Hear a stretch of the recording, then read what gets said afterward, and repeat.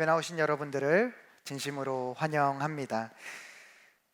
오늘 아침에 제가 다시 한번 말씀 원고를 보고 있는데 우리 윤 목사님께서 이제 사랑빛는 교회 공식적인 첫 설교를 하네요 라고 이야기하면서 격려를 해주셨어요.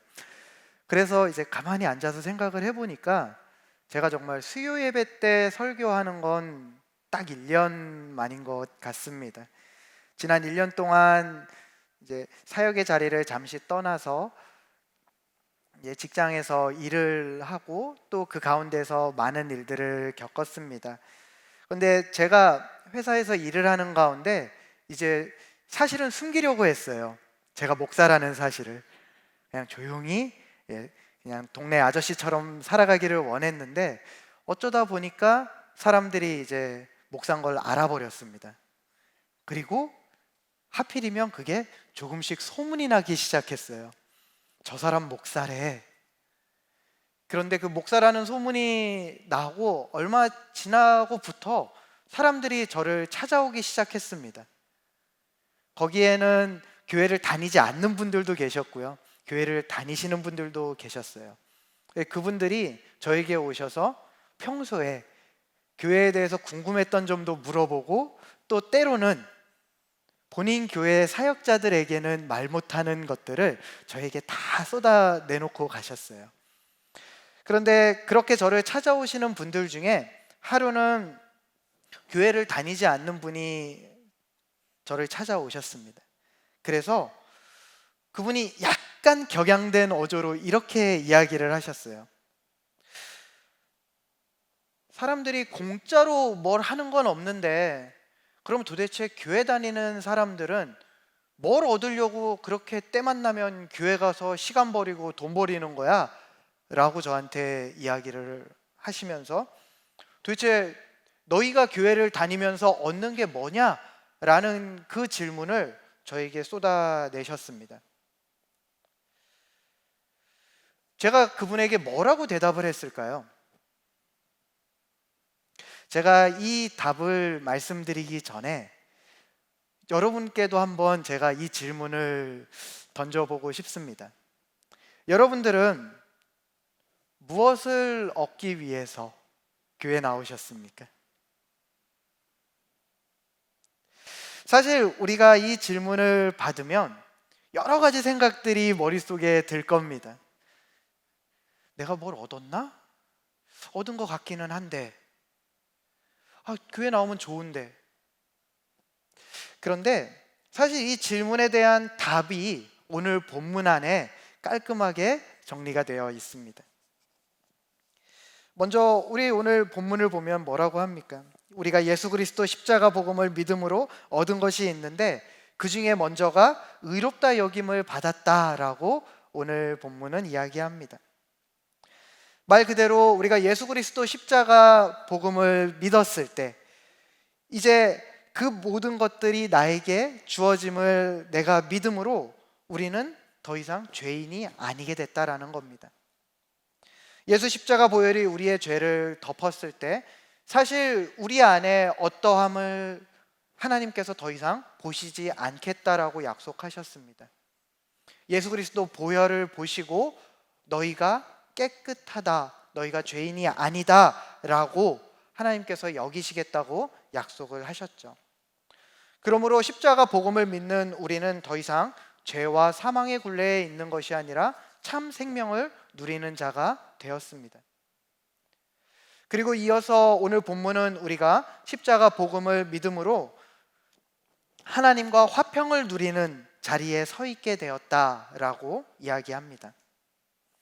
하나님과 화평을 누리는 삶, 그 삶은 우리가 하나님이 나의 아버지 되심을 누리게 되는 것입니다. 이것은 태초부터 하나님께서 우리를 지으시고 계획하시고 또 우리를 위해 준비하시던 그 모든 것들이 이제 우리를 향해 회복되었음을 이야기하고 있는 것입니다. 그리고 이러한 삶이 바로 우리가 하나님과 함께 누리는 평화로운 삶이라고 말씀은 이야기하고 있습니다. 이렇듯 우리는 십자가 복음을 믿음으로 은혜 가운데 이러한 것들을 다 누리게 되었습니다. 자, 여러분, 이제 좀 해답이 됐을까요? 교회 다니면서 뭘 얻었습니까? 무엇을 얻기 위해서 여러분들은 교회에 나왔습니까? 그런데 사실은요, 우리가 이것을 얻은 건 맞는데 오늘 말씀 가운데에서는 이렇게 우리가 얻은 것들에 대해서 다시 한번 우리를 도전하는 말씀이 뒤에 붙어 있습니다. 사실 우리는 우리 삶에 특별한 문제가 없으면 이 두 가지를 다 얻었다라고 자신 있게 말할 수 있게 됩니다. 우리는 죄 씻음을 얻었습니다 라고 당당하게 이야기하죠. 그리고 하나님이 주시는 참된 평화의 삶을 누립니다 라고도 이야기합니다. 그런데 우리가 삶에 항상 좋은 상태만 있는 게 아니죠. 우리의 삶에는 고난도 찾아옵니다. 어려움도 찾아오죠. 그 고난 앞에서 우리는 이 두 가지를 다 얻었다라고 자신 있게 말할 수 있을까요? 사실 우리의 진짜 문제는 삶에 이러한 고난이 찾아오게 되었을 때 그 앞에서 우리의 평화를 잃어버리게 된다는 것에 있습니다. 사실 저를 찾아왔던 그분도 제가 궁금했대요. 목사라는 사람이 왜 교회 안 있고 여기 와서 힘쓰는 일을 하고 있어? 저 사람도 분명히 뭔가 할 얘기가 있을 거야. 그래서 저를 찾아오셨다고 합니다. 그리고 사실 그분의 그 눈은 정확했어요. 사실 고난 앞에서 저도 하루하루 평화를 다 누리지는 못하고 있었거든요. 아침에 일어나면 속이 상해요. 회사에 나가기 위해서 옷을 입으면서 내가 회사로 가는 게 맞나? 왜 이렇게 됐지? 그러면서 많은 생각들을 합니다. 그리고 그 생각의 끝에는 때로는 누군가를 원망하기도 하고요, 좌절하기도 하고 낙심하기도 했습니다. 그런데 제가 그분과 이런저런 말을 나누면서 다시 한번 제 안에 내가 여기 있는 이유가 있구나라는 걸 깨달았어요. 그리고 그 과정에 도달하는 그 길을 오늘 말씀이 다시 한번 정리를 하고 있습니다. 그래서 저는 오늘 여러분과 우리가 어떻게 하면 고난 가운데에서도 하나님이 주신 우리가 믿음으로 얻은 그 참된 평화를 끝까지 붙잡고 나아갈 수 있는지를 함께 나누려 합니다. 사실 여러분 어떻습니까? 오늘 본문을 우리가 보면요, 이건 사실 말이 안 돼요. 여러분 어떠세요? 고난이 있는데 오늘 말씀에서 뭐라 그럽니까? 그 고난을 당한 사람이 즐거워하고 자랑한대요. 사실 제가 이 말씀을 처음 묵상할 때는 개역개정 버전의 말씀으로 묵상을 했습니다. 근데 거기서는 고난을 즐거워한다라 그랬어요. 그래서 제가 이게 즐거워하는 게 말이 되나? 라고 했는데 새번역으로 보잖아요. 그러면 더합니다. 오히려 그 고난을 자랑한다고 기록하고 있습니다. 사실 여러분, 그런 사람이 주변에 있다고 생각해 보십시오. 누가 고난을 당했어요. 그런데 그 고난을 막 자랑하고 즐거워한대요. 여러분, 그런 사람을 보면서 우리는 뭐라 그러죠? 사실 정신병자, 아니면 잘 쓰는 표현 있죠. 변태 같다라는 말을 씁니다. 왜요? 사실 그건 정상이 아니라고 생각되어지기 때문입니다. 그런데 오히려 오늘 말씀은 우리에게 그러한 사람이 정신 이상자가 아니라 하나님과 함께하는 기쁨을 누리는 사람이다 라고 기록을 하고 있는 것입니다. 어떻게 우리가 하나님과 화평을 누리는 그 고난 중에도 자랑할 수 있는 사람들이 될 수 있었을까요? 먼저 바울은 예수 그리스도를 믿는 우리가 고난 중에서도 자랑하고 평화를 누릴 수 있는 이유가 십자가 은혜 가운데 인내할 수 있게 되었기 때문이다 라고 말을 합니다. 물론 여기서 말하는 인내는 우리가 일반적으로 생각하는 그 참고 견디고 지금만 지나가면 된다 라고 하는 것을 말하고 있지는 않습니다. 오늘 말씀이 이야기하는 인내는 하나님의 뜻을 찾고 하나님의 때가 이르기를 기다리는 것을 이야기합니다. 이것이 무조건 참는 것과의 차이는 반드시 우리 안에 좋게 끝이 날 것을 확신함으로 때를 기다린다는 것에 있습니다. 우리가 이렇게 인내할 수 있는 이유가 무엇입니까? 바로 그 십자가를 믿음으로 얻은 바로 그것, 우리가 하나님의 크신 사랑을 얻었기 때문입니다. 우리가 십자가를 통해 누리는 화평의 근거는 나를 구원하신 하나님께서 죄와 사망의 문제를 능히 이기시는 분이라는 사실을 믿는 것과 하나님이 나를 너무 사랑하셔서 나를 구원하기 위해 그 아들을 내어주시기까지 했다는 그 모든 것을 믿는 것에 바탕을 두고 있습니다. 그렇기 때문에 이 사실을 믿는 우리는 지금의 문제들이 나를 넘어뜨리지 못함을 너무나도 잘 압니다. 이 문제는 하나님보다 작습니다. 그렇기 때문에 두려워하지 않죠. 그리고 이 문제들 가운데 내가 그저 버려진 것이 아니라 그 아들까지 내어주신 하나님이 함께하고 계심을 알기 때문에 오히려 우리는 담대할 수 있는 것입니다. 그리고 그 문제들을 하나님께 맡길 수 있게 되는 것이죠. 그리고 이러한 과정 가운데서 하나님께서 우리에게 이루신 그 일들이 하나하나 사랑과 능력 안에 열매 맺어감을 경험하면 우리가 어떻게 됩니까? 지금보다 더 큰 문제가 올지라도 쉽게 요동하지 않게 되는 것입니다. 이것을 오늘 말씀은 연단이라고 표현을 합니다. 물론 우리가 이렇게 되는 것이 자동적으로 이루어지지는 않죠. 오늘 말씀은 계속해서 이러한 믿음에 자라가는 것이 인내의 열매들이라고 분명하게 말하고 있습니다. 자전거를 처음 배우는 아이가 있습니다. 그 아이가 처음 만난 선생님과 함께 자전거를 배우는 장면을 여러분 상상해 보시길 바랍니다. 이 아이가 처음부터 자전거에 타고 그 낯선 선생님의 손을 붙잡고 한 발 한 발을 내딛는 것, 이것이 쉬울까요? 결코 쉽지 않을 것입니다. 하지만 포기하지 않고 도전을 하면 어떻습니까? 처음에는 조금 나아가던 것이 그 다음엔 더 나아가게 되고 또 그 과정에서 넘어지더라도 누군가가 내 손을 잡아줌을 경험하게 되고 그 선생님이 알려주는 것이 나에게 자전거를 잘 타게 되는 방향이라는 것을 경험하게 되면 그 다음부터는 더욱 쉽게 선생님을 의지하게 되고 그러면서 더 쉽게 한 발 한 발을 내딛게 되므로 결국에는 자전거를 잘 타게 됩니다. 그리고 나서 이제 새로운 것들이 닥쳤을 때 어떻게 될까요? 새로운 코스를 나아가도 그 아이는 선생님과 함께라면 또 내가 지금까지 밟아온 그 페달의 경험을 의하면 이제는 내가 이 정도는 할 수 있습니다라는 자신감을 갖게 되는 것입니다. 마찬가지입니다.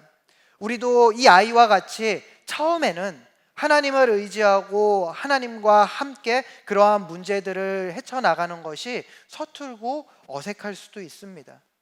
때로는 두려움이 더 크게 느껴질 수도 있습니다.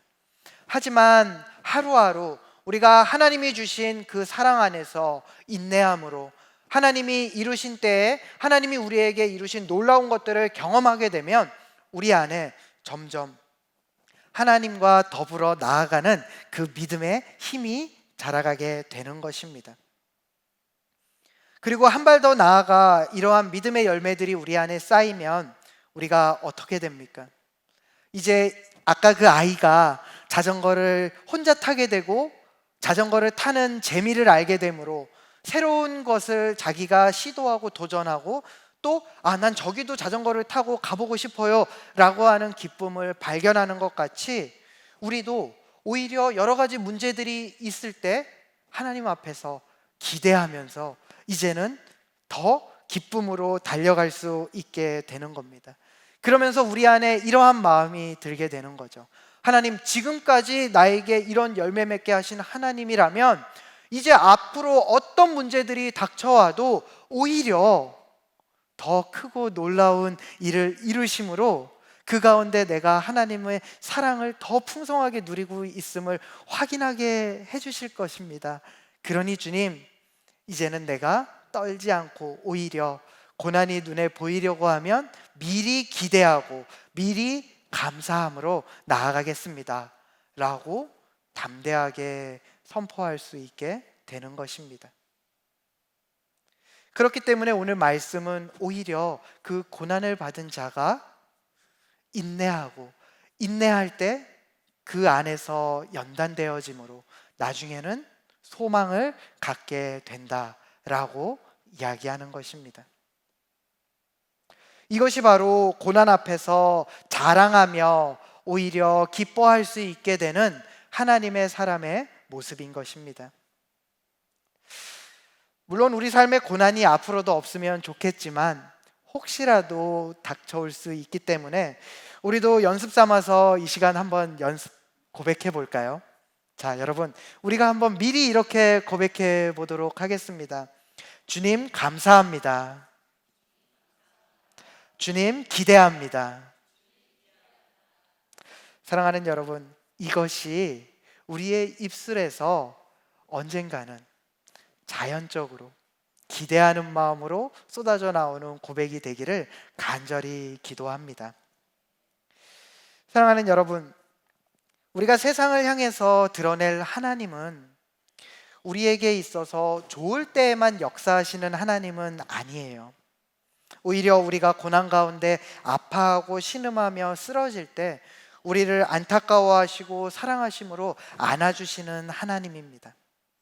오늘 말씀에서 볼 수 있는 것처럼 이러한 하나님의 사랑이 가장 확실하게 드러난 증거가 바로 십자가인 것입니다.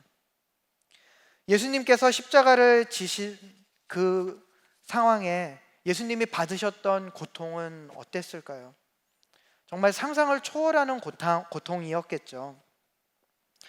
제가 고난주간이 가까워지면 학생부나 주일학교 아이들을 붙잡고 입에 침을 토하면서 십자가의 고통에 대해서 한 A4 용지 두세 장으로 정리한 것들을 다다다닥 이야기를 할 때가 있습니다. 물론 제가 여기서 그것들을 다 구체적으로 나누지는 않겠지만 대략만 이야기를 해도 예수님께서는 살이 찢어지는 고통 가운데 채찍을 맞으셨어요. 그리고 자신이 달릴 그 무거운 십자가의 틀을 지고 그 피를 흘리고 고통받은 이미 실신해야 또 어색한 것이 하나 없는 그 상태로 언덕을 오르셨죠.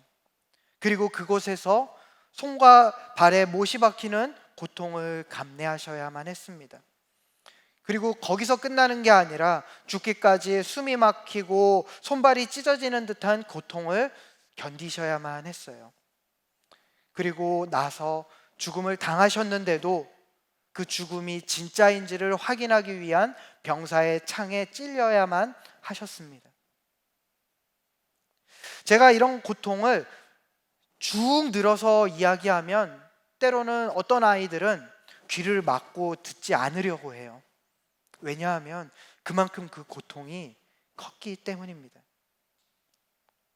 사실 이러한 고통은 사람이 견디기에는 너무나도 힘든 고통입니다. 그 단어 중에 고문하다라는 단어가 이 십자가의 고통을 설명하기 위해서 나온 단어라고 합니다. 그만큼 이것은 우리가 일반적으로 견디거나 참을 수 있는 고통이 아닌 것이죠. 그런데 이런 정말 고통 중에 고통이라고 하는 이 십자가를 왜 예수님이 지셨습니까? 어떤 아이가 저에게 물었어요.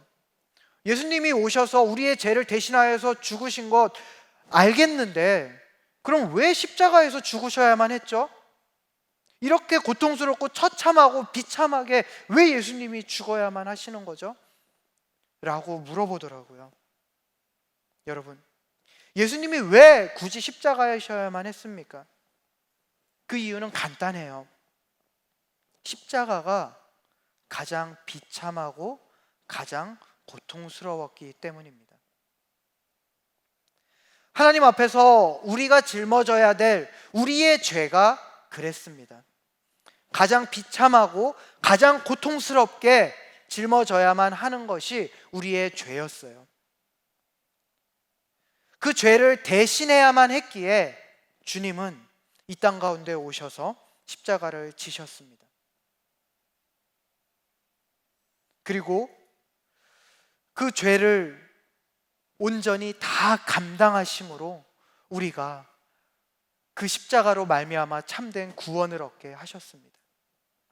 이 일들은 온전히 하나님과 예수 그리스도의 사랑으로 우리에게 은혜로 주어진 것입니다. 우리가 비참하고 처참하게 죄 가운데 죽어가는 것을 볼 수 없으신 하나님의 사랑이 아직 우리가 죄인 되었을 때 우리를 위해서 그 아들 예수 그리스도를 십자가에서 대신 희생하게 하신 것이죠.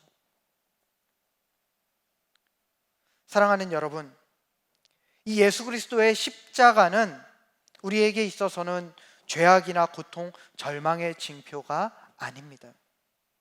예수 그리스도의 십자가는 우리를 향한 하나님의 용서와 사랑의 징표입니다. 그리고 이 징표 앞에서 우리는 날마다 다시 한번 하나님의 사랑을 마주하게 되는 것입니다.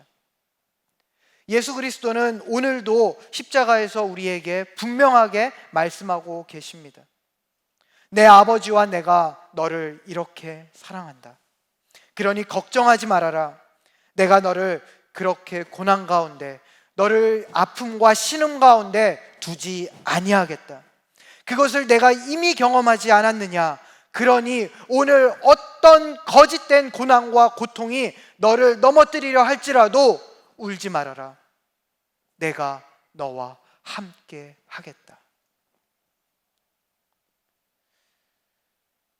말씀을 정리하도록 하겠습니다.